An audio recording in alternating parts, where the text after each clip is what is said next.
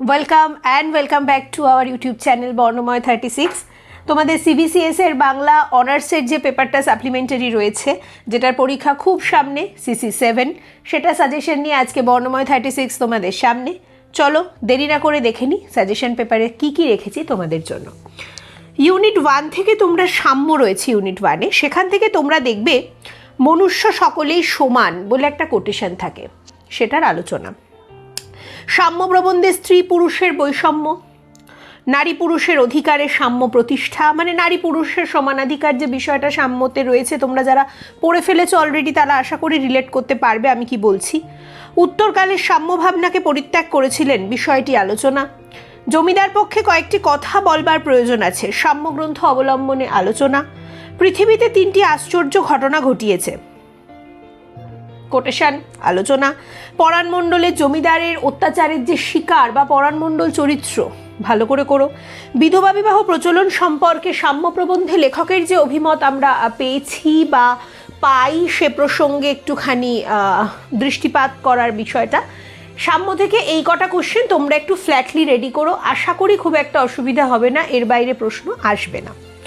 Unit 2-তে চলো। Unit 2-তে বিশ্ব পরিচয়। আমরা যারা সায়েন্স নিয়ে পড়িনি, যারা আর্টসের স্টুডেন্ট, তারা কি বিশ্ব পরিচয় মানে পড়বো না? নক্ষত্র, গ্রহপুঞ্জ, গ্রহলোক, ভূলোক এগুলো জানবো না? তো রবীন্দ্রনাথ ঠাকুর সেই বিষয়টি মাথায় রেখে বিশ্ব পরিচয় গ্রন্থটি প্রণয়ন করেছিলেন। অনেক ছাত্রছাত্রী মনে করবে গ্রন্থটা খুব টাফ, কিন্তু বিশ্বাস করো এতটুকু টাফ নয়। একটু ভালোবেসে পড়ে দেখো বইটা, খুব ভালো লাগবে। তো চলো এখান থেকে আপাতত পরীক্ষার জন্য কি কি তৈরি করবে আমি চট করে বলে দিই। বিশ্ব পরিচয় গ্রন্থতে ভাষার যে স্বাচ্ছন্দ্য বোধ রয়েছে সেটা একটু দেখো।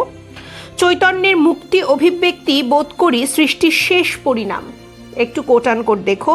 বিশ্ব পরিচয় গ্রন্থটি কাকে উৎসর্গ করেছিলেন লেখক, উৎসর্গপত্রের প্রাসঙ্গিকতা ভালো করে দেখে নিও।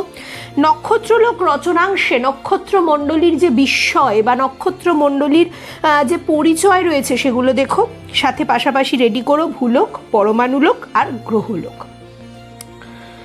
তারপরে চলে আসি ইউনিট 3। ইউনিট 3-তে চলে আসছে আমাদের প্রমথ চৌধুরীর প্রবন্ধ। সেখানে তো প্রথমেই তোমরা দেখবে প্রমথ চৌধুরীর রচনারীতি বা স্টাইল বা আঙ্গিক বা অভিনবত্ব, একই প্রশ্ন।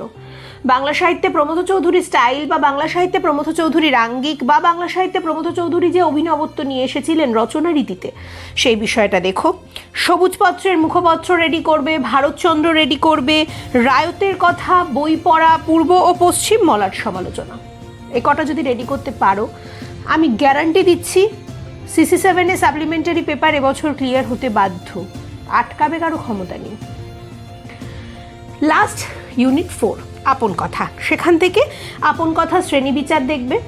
এ আমল সে আমল, উত্তরের ঘর, পদ্মদাসী, সাইক্লোন, এই দুটোতে আমি হাইলি রেকমেন্ড করলাম। এবারে কেবল চলন্ত ছবি, ছবির বর্ণনাটা দেখবে। আমি ব্যাপটাইজড হয়ে গেছি প্রসঙ্গ আলোচনা করো। এই কটা দেখলে আশা করি CC7 তোমাদের নখদর্পণে রাখতে পারবে। এবং শর্টের জন্য আমি যেভাবে বলেছি, যে কোনো 2টো ইউনিটকে ধরে শর্টটুকু রেডি করো। আর বাকি রইল পরীক্ষার দিন, সে তো এখন তোমাদের হাতে, তোমাদের ওপর ডিপেন্ড করছে তোমরা কিভাবে সেটাকে এক্সিকিউট করবে। আমি যেভাবে বলেছি সেই বিষয়টাকে মাথায় রাখবে কি না, সেভাবে কাজ করবে কি না। যদি করতে পারো পরীক্ষার দিন তোমার, পরীক্ষার দিনের রেজাল্ট তুমি পরে নিজেই পাবে।